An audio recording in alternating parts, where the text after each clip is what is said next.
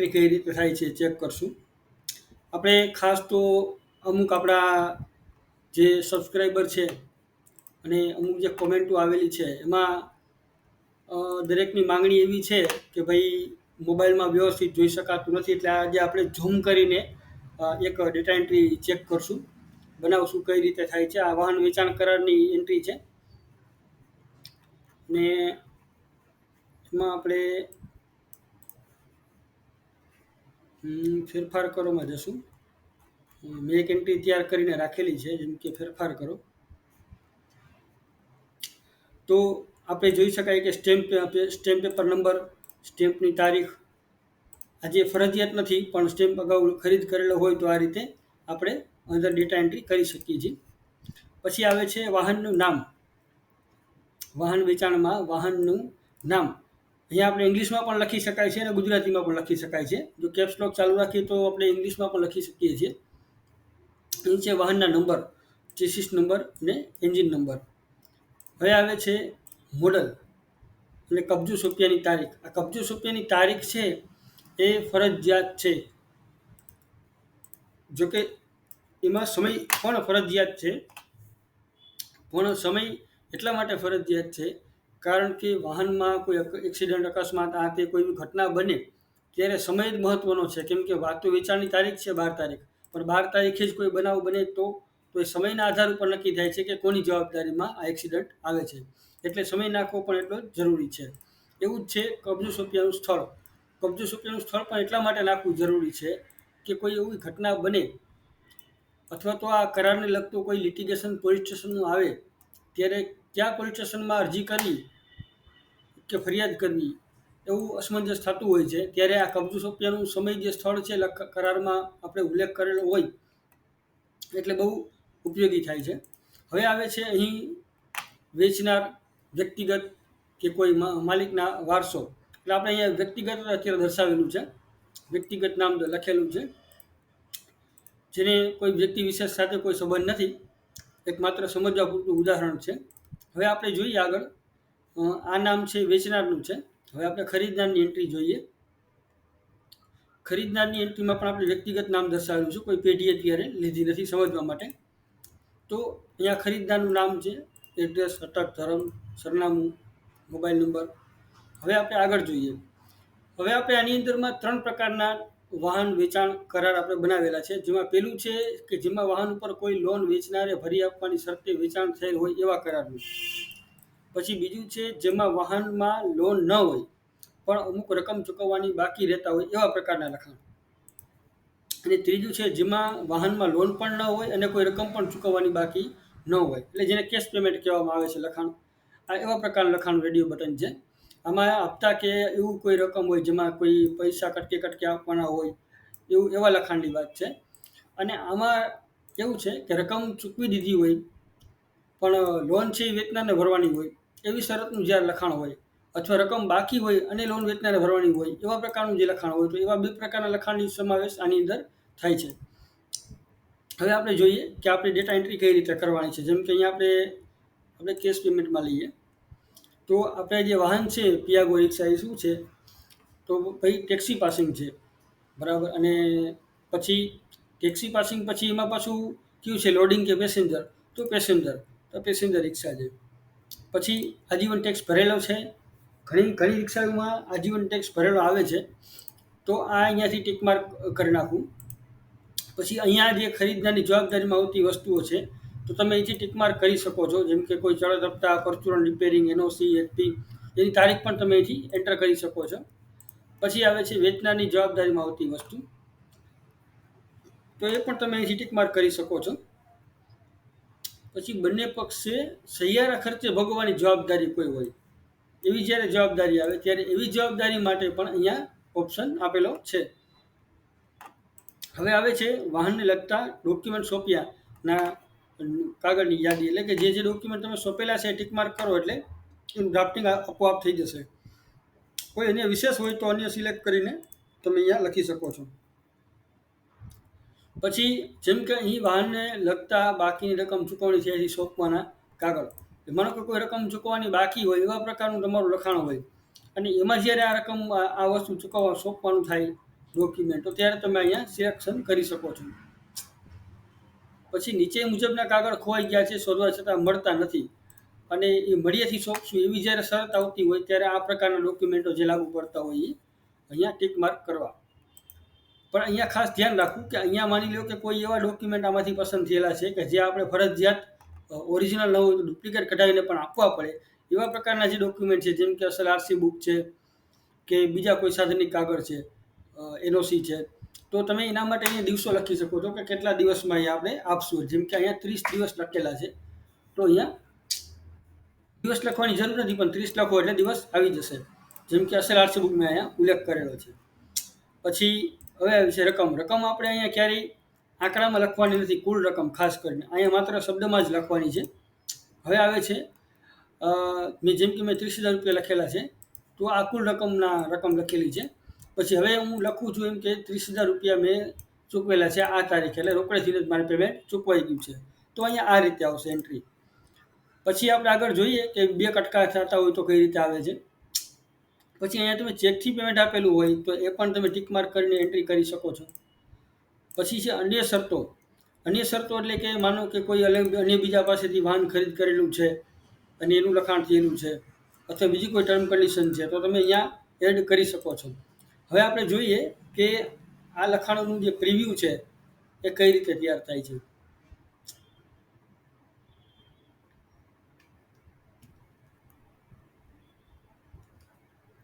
જોઈ શકાય છે અહીંથી ડાઉનલોડ બટન દબાવતા આપણે પ્રિવ્યૂ પણ ડાઉનલોડ કરી શકીએ છીએ.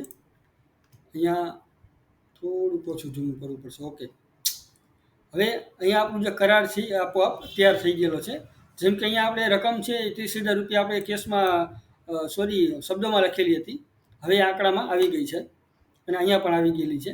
પછી બીજી જે ટર્મ કન્ડિશનો છે, વીમો પાર્સિંગ કોને કરાવવાનું છે, બરાબર. પછી અહીંયા ક્યાં ક્યાં કાગળિયો સોંપેલા છે, પછી અમુક ડોક્યુમેન્ટો નથી મળતા, બરાબર, મળીથી સોંપીશું એવા જે જવાબદારી છે એની વાત છે.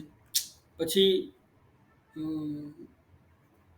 આવે છે સોંપ્યાનો સમય, કબજો સોંપ્યાનો સમય અને તારીખ, વાહનના નંબર અને અન્ય બીજી જવાબદારી. તો અહીંયા જોઈ શકાય છે કે આપણે આખું ડોક્યુમેન્ટ છે એ માત્ર ને માત્ર મિનિટોમાં જ આપણે જનરેટ કરેલું છે. અને અહીંયા આપણે માત્ર કેટલી ડેટા એન્ટ્રી કરવાની છે, માત્ર ને માત્ર અહીંયા ટિક માર્ક બધા કરવાના છે જે લાગુ પડે છે. પછી આવે છે પાર્ટીના નામ, એડ્રેસ. જેમ કે અહીંયા આપણે વાંકાનેર લખવું છે તો કેપ્સ લોક બંધ કરી આપણે આ રીતે વાંકાનેર શબ્દ લખી શકીએ છીએ. પછી બીજું આવે છે રાજકોટ, તો રાજકોટ શબ્દ લખી શકીએ છીએ. એટલે આ રીતે આપણે ગુજરાતીમાં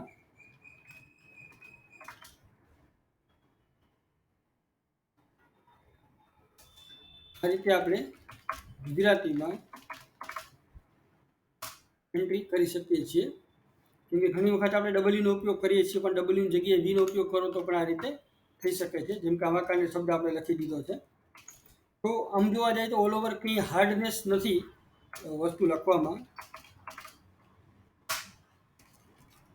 સુધારો થઈ ગયો છે. ઓકે, હવે આપણે જોશું કે અહીંયા મુખ હથિયાર એટલે કે માનો કે આ જે વ્યક્તિ ખરીદ કરે છે એના પણ મુખ હથિયાર છે, એટલે કે એને પણ કોઈને ઓથોરિટી આપી છે કે મારા વતી જઈને ખરીદ કરવું, કોઈને ડોક્યુમેન્ટમાં સહી કરવી, તો એવા જે મુખ હથિયાર છે એની એન્ટ્રી તમે અહીંયા કરી શકો છો.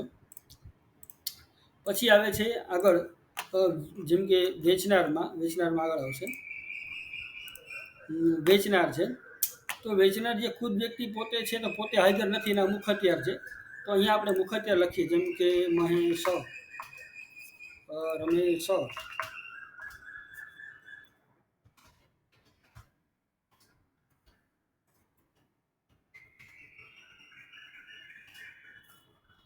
હવે આપણે અહીંયા ધર્મ, ઉંમર, નિયુક્ત થયાની તારીખ, કે કઈ તારીખે એને અધિકાર આપેલો છે એ તારીખ, એ સરનામું,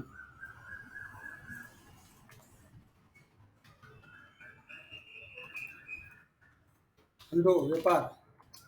તો માની લો કે આપણે આ વ્યક્તિ એના વ્યક્તિ સહી કરવા આવે છે. તો હવે જોઈએ આપણે પ્રિવ્યૂ કઈ રીતે થાય છે, ડ્રાફ્ટિંગ કઈ રીતે કમ્પ્લીટ થાય છે. હવે જોઈ શકાય છે અહીંયા અબુ હસન જે લખેલું છે એના જે મુખત્યાર છે એનું નામ પણ એડ થઈ ગયું છે, ઉંમર, ધંધો. પછી અહીંયા એ પણ આવે છે કે અમુક વાહન વેચનાર ફલાણા ભાઈ દ્વારા કુલ મુખત્યાર તરીકે મહેશ રમેશ પાટાણી તારીખના રોજ કુલ મુખત્યાર નિયુક્ત કરવામાં આવેલ છે. તો આખું જે ડ્રાફ્ટિંગ છે એ ઓટો જનરેટ થઈ જાય છે. અને પ્લસ પાછું એનું જે ઇફેક્ટ છે જે સહી કરતી વખતે જ્યાં આવે છે અહીંયા પણ આપણે એની ઇફેક્ટ આપી શકીએ છીએ. એટલે આમ ઓલ ઓવર કે માત્ર ને માત્ર એક જ ડેટા એન્ટ્રીથી, એક જ ટીક માર્કથી તમે આખા ડોક્યુમેન્ટને ખૂબ જ સરળતાથી ઓકે કરી શકો છો. પછી હવે આપણે આવે છે વાત, જેમ કે 30,000 રૂપિયા છે તો 30,000ની બદલીમાં માની લો કે 15,000 રૂપિયા રોકડા છે. ઓકે, તો પછી બીજી રકમ જે છે એ માની લો કે અહીંથી 15,000 રૂપિયા આપણે ચેક આપેલો છે. ચેક ટ્રાન્ઝેક્શન, તારીખ તો કોઈ પણ ચાલશે, ચેકના નંબર છે, બેંકનું નામ છે HDFC. ઓકે, તો હવે આપણે અહીંથી જોઈએ કે એનું અવલોકન કઈ રીતે તૈયાર થાય છે. હવે જે રકમ છે કુલ 30,000 રૂપિયા એ ઓટોમેટિક અહીંયા 30 જ રહેશે, અહીંયા ડિવાઈડ થઈ જશે. જેમ કે અહીંયા રોકડા 15,000 રૂપિયા ચૂકવેલા છે અને તથા HDFC બેંકના ચેક નંબર આટલાથી તમે વેચાણ પેટે રૂપિયા 15,000 ચેકથી અમને ચૂકવવામાં આવેલ છે. એટલે આ રીતે જે ડેટા એન્ટ્રી છે આસાનીથી એકદમ સરળતાથી બેસી જાય છે. કોઈ વધારે કરેક્શન કરવાનું કે પેજ સેટઅપ કરવાનું રહેતું નથી. અને ખૂબ જ ટૂંકા સમયની અંદરમાં આપણે ડોક્યુમેન્ટ બનાવી શકીએ છીએ. હવે આ ડોક્યુમેન્ટ છે એ કેશ પેમેન્ટનું છે. માની લો કે આજના ડોક્યુમેન્ટની અંદરમાં અચાનક પાર્ટીએ એવું કીધું કે નહીં અમારે તો પૈસા દેવાના બાકી છે, તો અહીંથી રેડિયો બટન કરો ચેન્જ. જુઓ મિત્રો, અહીંથી રેડિયો બટન કરો ચેન્જ. હવે આ વચ્ચેના બટનમાં લઈ લો, બરાબર. અને અહીંયાથી પછી છે ને એમને જે પૈસા ચૂકવવાના બાકી છે એમ કીધું ને, હવે માની લો કે આપણે 30,000માં થયેલું છે તો અહીંયા 10,000 જ આપેલા છે, બરાબર છે. તો કેટલા થયા? 15 ને 10 25 થયા, તો 5,000 બાકી રહે છે. કઈ તારીખ સુધીમાં આપશો ભાઈ? તો તમે આપશો 12/4/24ના રોજ, બરાબર છે. હવે એના માટે પણ ચેકની જોગવાઈ કરેલી છે. અત્યારે ચેકનું આપણે નથી જોવું, અત્યારે પહેલાં આપણે આગળ જોઈએ કે પૂર્વ અવલોકન કઈ રીતે થાય છે, એક લખાણમાંથી બીજા લખાણમાં કન્વર્ટેશન કઈ રીતે થાય છે. તો અહીંયા જોઈ શકાય છે મિત્રો કે પહેલાં તો આપણે 30,000ની એમાઉન્ટ એમને છે ફિક્સ, 15,000 રૂપિયા રોકડા છે, 10,000 રૂપિયા ચેકથી છે, અને પાછા 5,000 રૂપિયા 12/4 સુધીમાં તમારે ચૂકવવાના છે એમ પણ આવી જાય છે. એની સાથે સાથે પછી બીજી ટર્મ કન્ડિશન જે ચેન્જ થાય છે એવી રીતે ચેન્જ થાય છે. ઓલું કેશ પેમેન્ટનું લખાણ હતું, હવે આ રકમ બાકીનું લખાણ છે. તો આમાં એ રીતે ઉલ્લેખ આવે છે કે ભાઈ જ્યાં સુધી અમને રકમ ચૂકવવાની બાકી છે ત્યાં સુધી તમારે વાહન બીજા કોઈને વેચવાનું નથી, અદલા બદલાથી આપવાનું નથી. આ તમામ ટર્મ કન્ડિશન એની અંદર એડ થઈ જાય છે. સાથે સાથે ચૂકવેલી રકમ પણ ફોરફીટ ગણીને વાહનનો કબજો પાછો લઈ લેવા અમે વેચનાર હકદાર છીએ, એ ટર્મ કન્ડિશન પણ ઓટોમેટિક એડ થઈ જાય છે.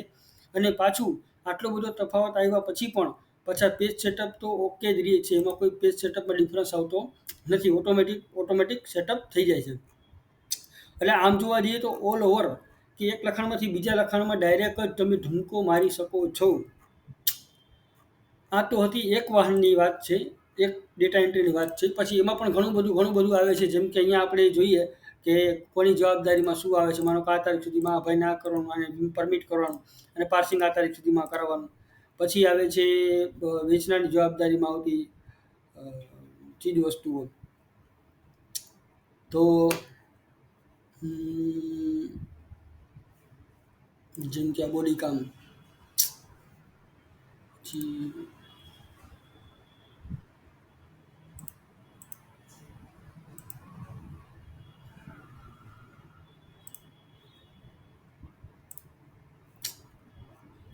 જો વીમો છે ને ખરીદદારમાં આપણે લખ્યું ને ટિક માર્ક કર્યું ને એટલે વેચનારમાંથી નીકળી ગયું. જોયું તમે?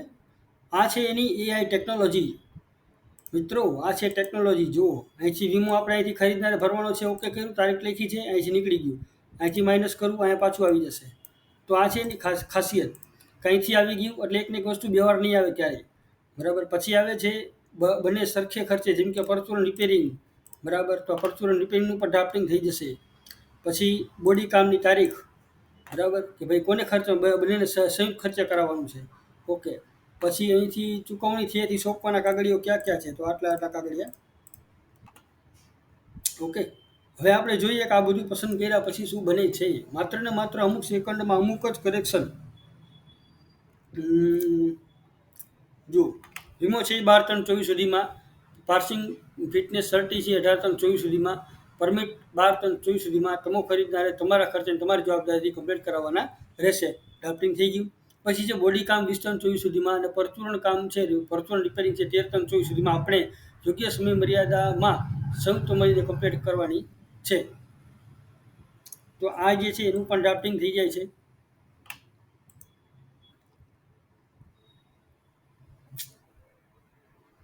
પછી છે પીયુસી સોંપેલ છે.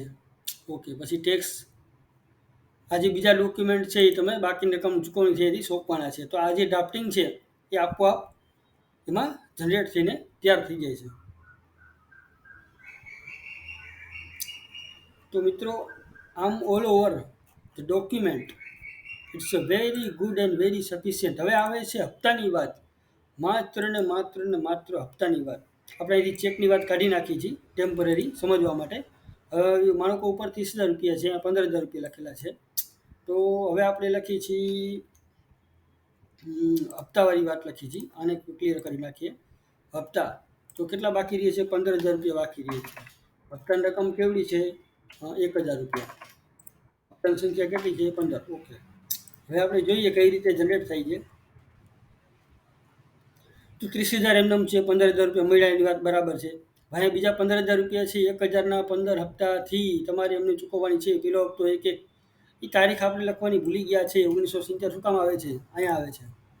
હા, એ આવશે. આપણે તારીખ અહીંથી ક્લિયર કરો અને પછી અહીંથી માની લો કે એપ્રિલ મહિનાની 1લી તારીખથી આપણે જોઈએ. પેલો હપ્તો 1/4/24થી આપી, બરાબર. ક્રમે માસિક હપ્તેથી રકમ તમારે એમને ચૂકવવાની રહેશે. કેટલા રૂપિયા છે? 15,000. માસિક રકમ રૂપિયા 1,000ના 15 હપ્તા. તો આમ ઓલ ઓવર મિત્રો આ લખાણ છે એ એકદમ સરળતાથી અને એકદમ ટૂંકા સમયની અંદરમાં કમ્પ્લીટ થાય છે.